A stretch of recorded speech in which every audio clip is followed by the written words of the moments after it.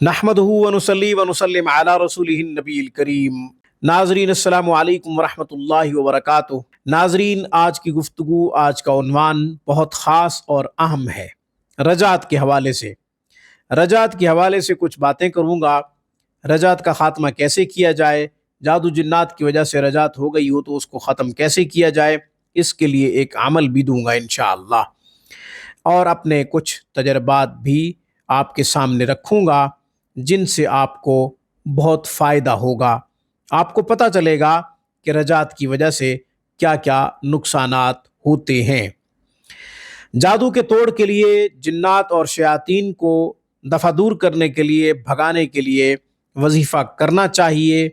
अपने लिए करना चाहिए या किसी के लिए करना चाहिए या नहीं करना चाहिए, ये भी आगे चल के इंशाअल्लाह मैं इख्तिसार के साथ बताऊंगा। करना चाहिए या नहीं करना चाहिए, करना चाहिए तो फिर इससे पहले एहतियात क्या करना चाहिए, ये भी आपको बताऊंगा इंशाअल्लाह। हमेशा की तरह दरख्वास्त करूंगा कि आप खुद भी कुरान करीम पढ़ें, अपने बच्चों को भी सही हुरूफ के साथ कुरान पढ़ाएं। कुरान करीम की एक आयत मुबारक का पढ़ना 100 रकात नफिल पढ़ने से ज़्यादा अफजल है। इल्म का एक बाब सीखना 1000 रकात नफिल पढ़ने से ज़्यादा अफजल है। कुरान करीम की अपने बच्चों को खूब तालीम दें, यह आपके लिए सदक़ा जारिया है। ऑनलाइन क्लासेस के लिए, इलाज मुआलजा के लिए आप हमसे रब्ता कर सकते हैं। हफ्ते के 7 दिन 24 घंटे हमारी बेहतरीन और म्यारी सर्विस से आप फ़ायदा उठा सकते हैं। आज की गुफ्तगू रजात के हवाले से है। नाजरीन, मैं एक मुआलिज हूँ, नाकिस सा मुआलिज हूँ। मैंने अपने कई असातिज़ा से अमलियात का इल्म सीखा है। चिल्ले किए हैं, सूरह मुज़म्मिल शरीफ के चिल्ले किए, सूरह यासीन शरीफ के किए, आयतल कुर्सी, सूरह कौसर, सूरह फातिहा, बाकी कुरानी आयात के भी मैंने चिल्ले किए हैं। यहाँ पे उनका जिक्र करना ज़रूरी नहीं समझता। नाजरीन, जब से मैं इलाज कर रहा हूँ मेरे साथ कई वाक़यात पेश आए हैं, उनमें से चंद एक का जिक्र कर देता हूँ। नाजरीन, बाज़ दफ़ा जादू का तोड़ करते हुए ऐसा भी हुआ कि मैं ख़ुद बीमार हो गया। मेरी तबीयत में मुझे नकाहत, कमज़ोरी महसूस हुई। बसा औक़ात किसी का मसला हल करते हुए मेरे सीने में दर्द हुआ और कई दिन तक दर्द महसूस होता रहा। मैं अपने असातिज़ा से राब्ते में रहता हूँ और पूछता रहता हूँ कि मैं इस केस को किस तरह आगे लेके चलूँ। अमलियात का काम करना आसान नहीं होता।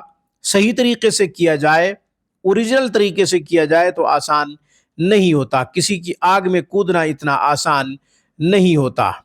इसलिए मुआवजा लेना, हदिया लेना कोई बुरी बात नहीं है।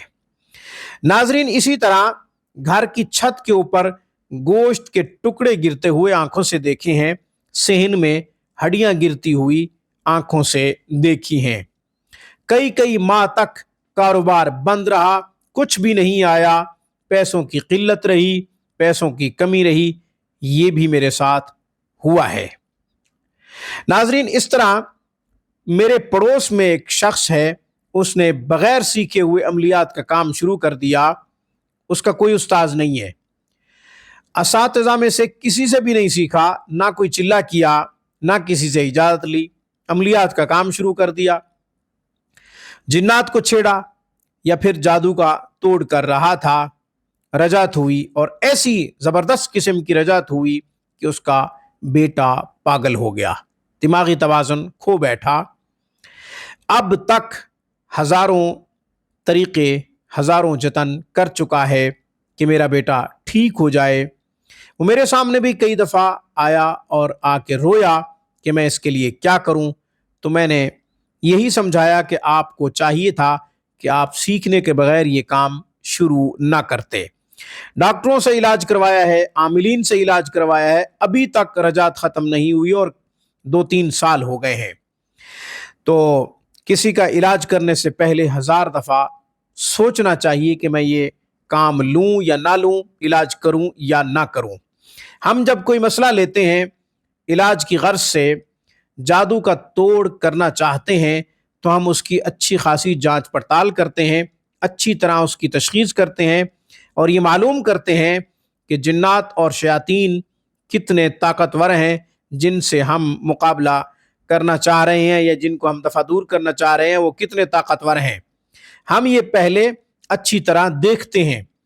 اور جب ہم عمل کر رہے ہوتے ہیں، عمل کرتے ہوئے ایک دن یا 2 دن جب گزر جاتے ہیں تو ہمیں محسوس ہو جاتا ہے کہ یہ ہمارا عمل ہمارے اوپر واپس لوٹایا جا رہا ہے، یا یہ عمل کام کر رہا ہے۔ عام آدمی کو پتہ نہیں چلتا، لیکن ایک معالج کو پتہ چلتا ہے کہ یہ عمل میرا کارگر ثابت ہو رہا ہے یا الٹا میرے اوپر واپس لوٹایا جا رہا ہے۔ یہ معالج کو پتہ چلتا ہے، اور صحیح معالج کو پتہ چل جاتا ہے۔ ناظرین، باتیں تو بہت سی ہیں، کچھ تجربات آپ کے سامنے رکھ دی ہیں، اس لیے جب بھی جادو کے توڑ کا وظیفہ کریں تو اس سے پہلے ہی سار کر لیا کریں یا کسی سے مشورہ کر لیا کریں۔ اب میں رجعت کے خاتمے کے لیے ایک وظیفہ بتا دیتا ہوں۔ آپ کے اوپر رجعت ہو گئی ہے یا آپ کی فیملی کے اوپر رجعت ہو گئی ہے، آپ کی اولاد میں سے کسی کا نقصان ہو رہا ہے یا پھر کاروباری بندش ہو گئی ہے، رجعت کی وجہ سے آپ کی زبان میں وہ اثر نہیں رہا، آپ کے الفاظ میں وہ تاثیر نہیں رہی، آپ علاج کر رہے ہیں مگر عوام کو فائدہ نہیں ہو رہا، تو پھر کیا کرنا چاہیے؟ بعد نماز عشاء صلاۃ الحاجت کی 2 رکعت نفل ادا کریں، اس کے بعد 3 مرتبہ درود شریف پڑھیں، رجعت کے خاتمے کی نیت سے لا حول ولا قوت الا باللہ العلی العظیم 500 دفعہ پڑھیں، پھر 3 دفعہ درود شریف پڑھیں۔ یہ وظیفہ 21 دن تک کریں اور یہ نیت کریں کہ یا اللہ ہر طرح کی رجعت ختم کر دے۔ اللہ تعالیٰ انشاءاللہ ہر طرح کی رجعت کا خاتمہ فرما دے گا۔ اللہ سب مسلمانوں کے دکھ دور فرمائے، آمین۔ وآخر دعوانا ان الحمد للہ رب العالمین۔